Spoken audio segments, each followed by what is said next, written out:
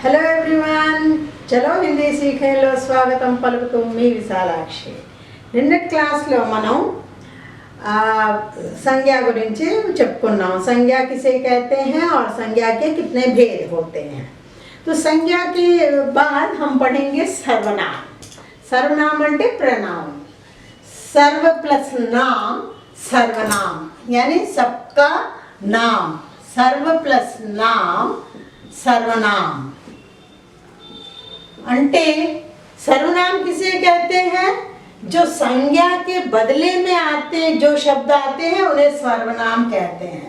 सर्वनाम किसे कहते हैं? जो संज्ञा के instead of noun A word అయితే మనం వాడతామో దాన్ని మనం ప్రనౌన్ అంటాం। संज्ञा के बदले में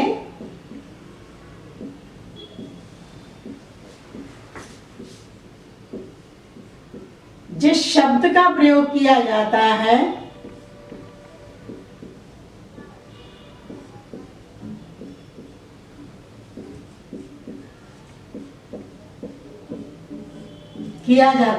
उसे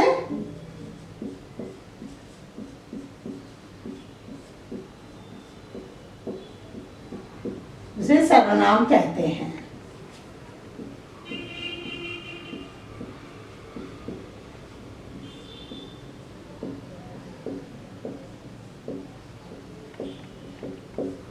फॉर एग्जाम्पल के लिए जैसे हमने कल बताया राम सीता राधा ये कोई भी ఏదైనా పేరు ఉంటే వాటిని సంజ్ఞ అంటాం।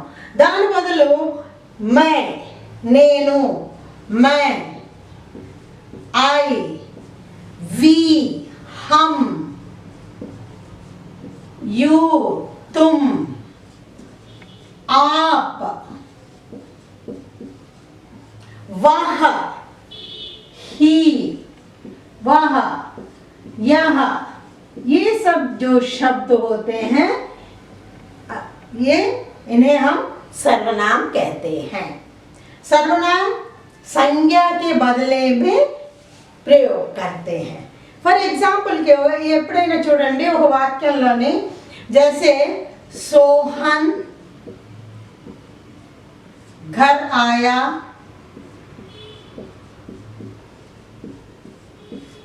सोहन ने कहा,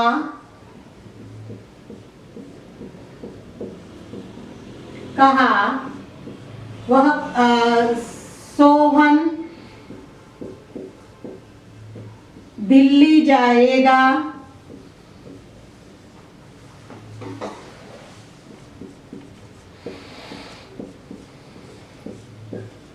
सोहन के पिता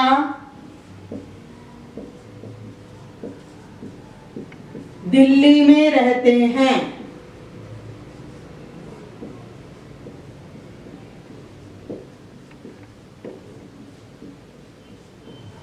अगर ये सेंटेंस आया ఇలాంటి సెంటెన్స్ ఉందనుకోండి, ఒకే సెంటెన్స్ లో ఎన్నిసార్లు సోహన్ 1 2 3 4 సార్లు వచ్చేసి 4 టైమ్స్ వచ్చేది। 4 టైమ్స్ అలా సోహన్ సోహన్ అంటుంటే అదంత ఎఫెక్టివ్గా ఉండదు। ఒకే పదాన్ని మనం ఎన్నిసార్లు వింటున్నప్పుడు దాని మీద నుంచి ధ్యాస కూడా మనది పోతూ ఉంటుంది। సో దీన్నే మనం సోహన్ ఘర్ ఆయా, उसने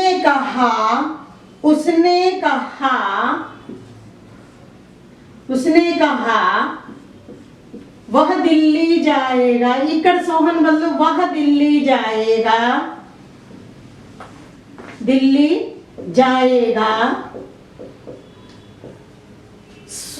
ఇక్కడ उसके पिता दिल्ली में रहते हैं।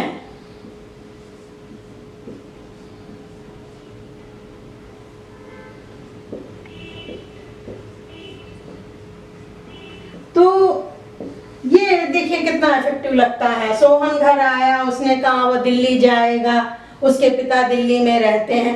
तो जब हम एक ही शब्द को बार बार रिपीट ना करके उसकी जगह पर जो हम वाक्य को करते हैं तब जो है वाक्य बहुत ही इफेक्टिव लगता है। उन्हीं शब्दों को हम सर्वनाम कहते हैं।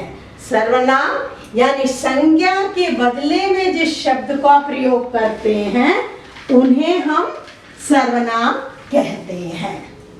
अब सर्वनाम कितने प्रकार के होते हैं?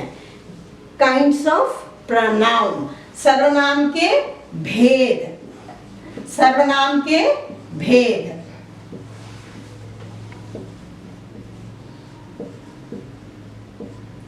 बहुत ही इंपॉर्टेंट होता है, आप लास्ट तक इन वीडियो को देखिए और इनमें क्या क्या आता है और कैसे इसको पहचाना जाता है इसको आप अच्छी तरह से तब समझ सकेंगे। फर्स्ट वन होता है पुरुषवाचक सर्वनाम। पुरुषवाचक सर्वनाम,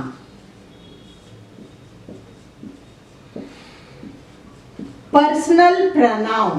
पुरुषवाचक सर्वनाम पर्सनल प्रोनाउन। दूसरा है निश्चितवाचक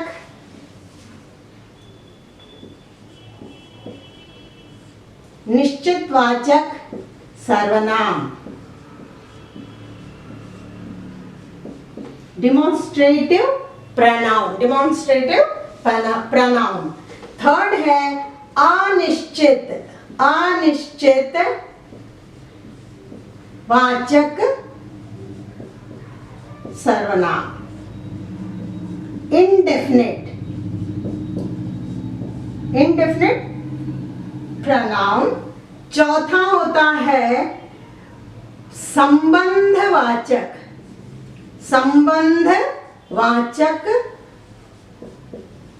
सर्वनाम, रिलेटिव प्रोनाउन।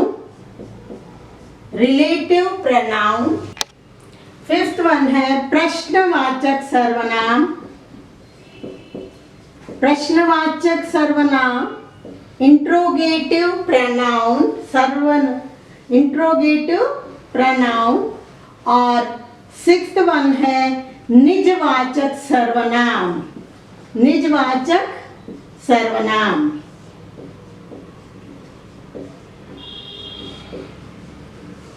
ये 6 प्रकार के होते हैं। इसमें सभी बहुत ही इंपॉर्टेंट हैं।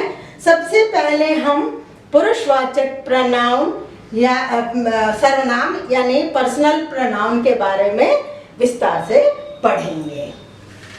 तो पर्सनल प्रोनाउन पुरुषवाचक सर्वनाम, जिससे कि बोध होता है पुरुषों में कौन है। जैसे हमने कहा, जैसे हम पुरुषवाचक सर्वनाम, जैसे एक बोलने वाला होता है, एक सुनने वाला होता है।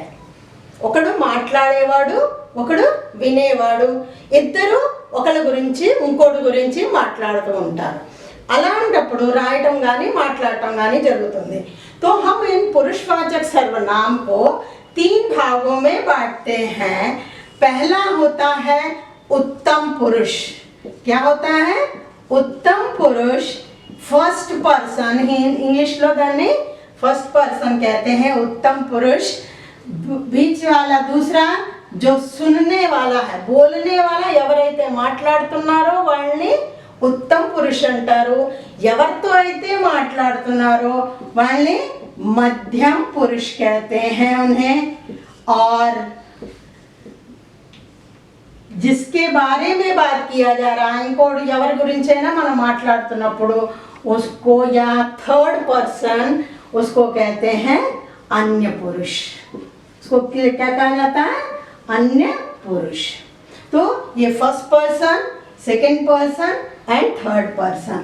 बात करने वाला मैं, नेनो, ये सिंगुलर है, एक वचन है। और हम बहुवचन है। वी అంటే అందరం, మనం। तो ये एक वचन में, ये बहुवचन में। मध्यम पुरुष में तू बहुत कम यूज करते हैं हम, तो तुम और आप। अपने से बड़ों के लिए हम यूज करते हैं आप మనకన్నా పెద్దవాళ్ళ గురించి మాట్లాడుతున్నప్పుడు आप మీరు నువ్వు ये हम जो है इंग्लिश में सिर्फ एक ही शब्द है उसके लिए यू और अन्य पुरुष में वह यह ये सिंगुलर में आएगा वे और ये ये है पुरुषवाचक सर्वनाम के में 3 भाग होते हैं उत्तम पुरुष मध्यम पुरुष और अन्य पुरुष हम तुम और वह इन सबों का प्रयोग किस प्रकार किया जाता है आगे के वीडियोस में हम पढ़ते जाएंगे और उनके बारे में जानते जाएंगे। अच्छा अब एक क्वेश्चन पूछता है हायर क्लासेस में एक पूछता है अगर एक वाक्य में अगर तीनों आ गए तो किस तरह से हम इसको लिखेंगे అంటే ఒకే వాక్యంలో ఉత్తమ పురుష్ మధ్యం పురుష్ అన్య పురుష్ 3 వచ్చాయి అనుకోండి దేన్ని వ్యాకరణ की दृष्टि से దాన్ని ఎలాగా మనం మాట్లాడాలి చెప్పాలి అనేది ఉంటుంది सपोज मैं तुम और वह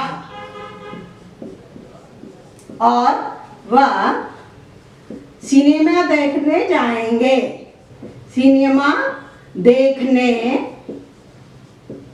जाएंगे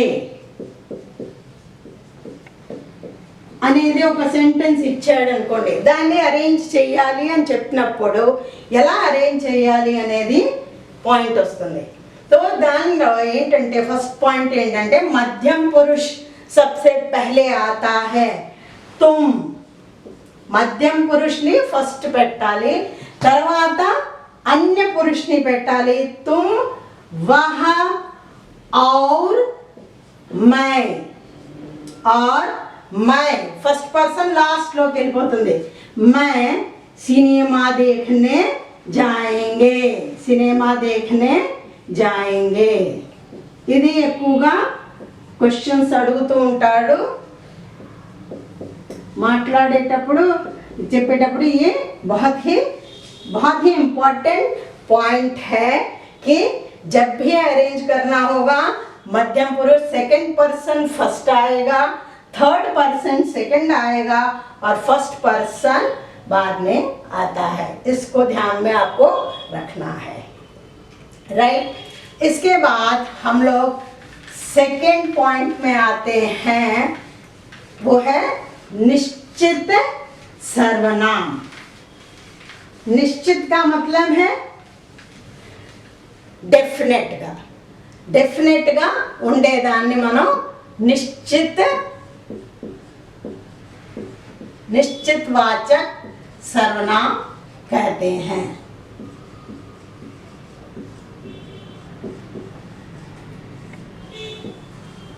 నిశ్చిత అంటే అదే మనం దాన్ని చెప్పేది ఏంటంటే వాడే అనేసి वह राम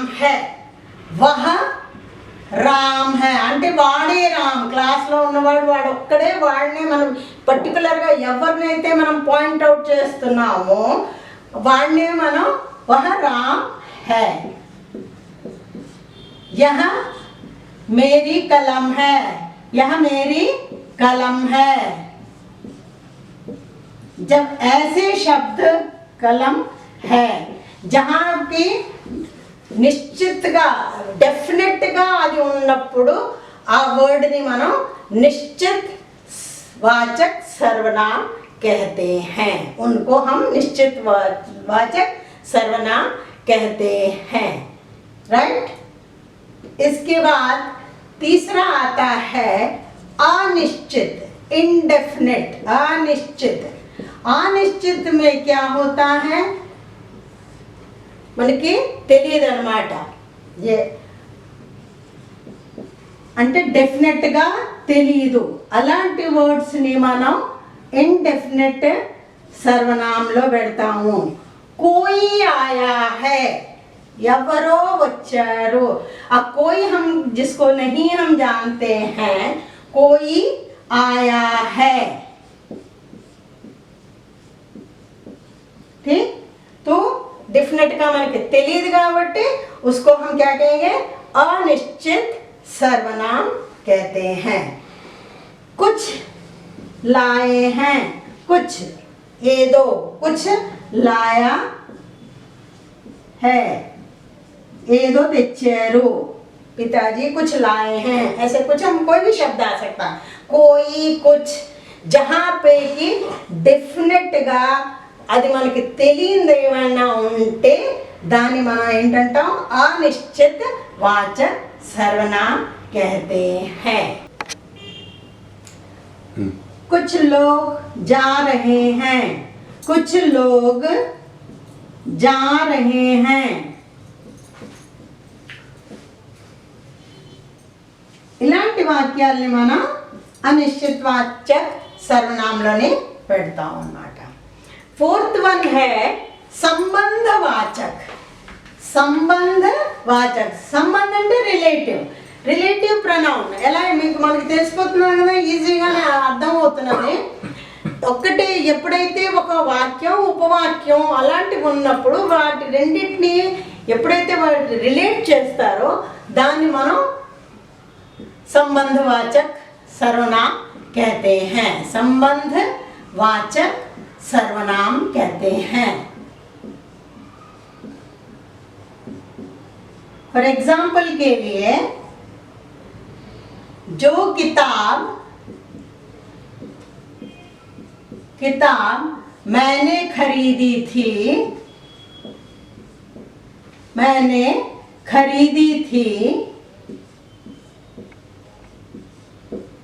वह खो गई।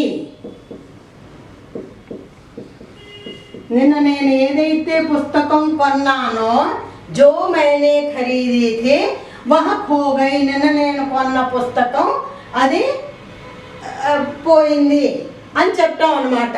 तो ये रिलेटेड होता है, जो किताब मैंने खरीदी थी वह खो गई। जो मेहनत करता है वही पास होता है, जो मेहनत करता है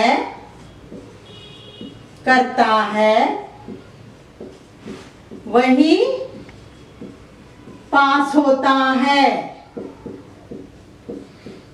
तो ये जो है एक सेंटेंस का दूसरे सेंटेंस के साथ रिलेशन लगाता है। रिलेशन చెప్తుందన్నమాట ఇక్కడ ఇది। ये वर्ड्स जो हैं क्या है, संबंधवाचक सर्वनाम है। जैसी करनी वैसी भरनी, ఎవరు ఎలా చేస్తారో వాళ్ళు అలా భరిస్తారు। మనం కూడా అలా వాక్యాలు తెలుగులో కూడా చెప్పుకుంటూ ఉంటాం। అలాగే ఒక వాక్యానికి రెండో వాక్యానికి మధ్యన ఏ రిలేషన్ పెడుతుంది, इसको कहते हैं संबंधवाचक सर्वनाम। फिफ्थ वन है प्रश्नवाचक। పేరుతోనే తెలిసిపోతున్నది కదా, इंट्रोगेटिव यानी क्वेश्चन जहां पूछा जाता है। प्रश्नवाचक सर्वनाम, प्रश्नवाचक सर्वनाम। क्या, कौन, कौन आया है, ఎవరొచ్చారు, कौन आया है। इंट्रोगेटिव లో క్వశ్చన్ మార్క్స్ ఉంటాయి కాబట్టి మనకి తెలిసిపోతుంది। क्या लाए हो, ఏం తెచ్చావు, क्या लाए हो। कौन सी किताब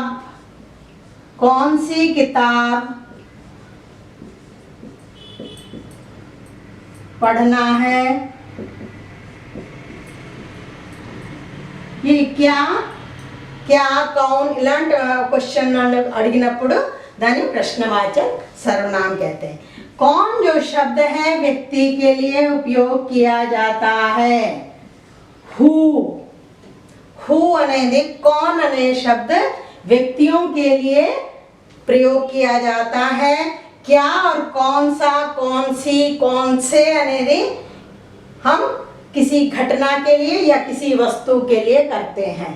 वस्तु के लिए कौन नहीं यूज नहीं किया जाता। कौन सिर्फ व्यक्तियों के लिए ही, प्राणीवाचक व्यक्तियों के लिए ही यूज किया जाता है। कौन सा, कौन से, कौन सी या क्या अने वर्ड మనం ఏదైనా ఇన్సిడెంట్ జరిగినా ఏ వస్తువులకైనా దేనికైనా మనం వాడుకుంటూ ఉంటాం. ये है जहाँ क्वेश्चन मार्क लगता है, क्या और कौन रहता है, उसे हम प्रश्नवाचक सर्वनाम कहते हैं. एंड लास्ट वन निज. निज అంటే సెల్ఫ్. మన గురించి మనం చెప్పుకున్నప్పుడు సెల్ఫ్. निजवाचक सर्वनाम. निजवाचक सर्वनाम. निज అంటే సెల్ఫ్ అని చెప్పాం కదా. स्वयं. मैं स्वयं अपना काम कर लूँगा. मैं स्वयं कर लूँगा. నేను స్వయంగా చేయగలను. ये जब आते हैं स्वयं कर लूँगा. इसके बाद मैं अपने आप जा सकता हूँ. अपने आप जा सकता हूँ.